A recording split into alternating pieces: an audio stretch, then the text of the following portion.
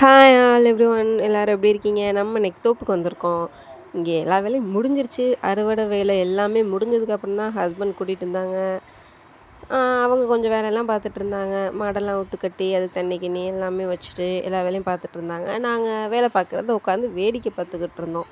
இங்கே வந்து பார்த்தா தாங்க தெரியுது இவங்க எவ்வளோ வேலை பார்க்குறாங்க அப்படின்ட்டு. வீட்டில் உட்காந்துட்டு எப்போ வருவீங்க எப்போ வருவீங்க அப்படின்னு கேட்குற கேஸில் நானும் ஒருத்தி தாங்க. எல்லாரும் அப்படி தான் கேட்போம். என்ன பண்ணுறது அப்படியே கேட்டு நம்மளுக்கு பழகிருச்சு.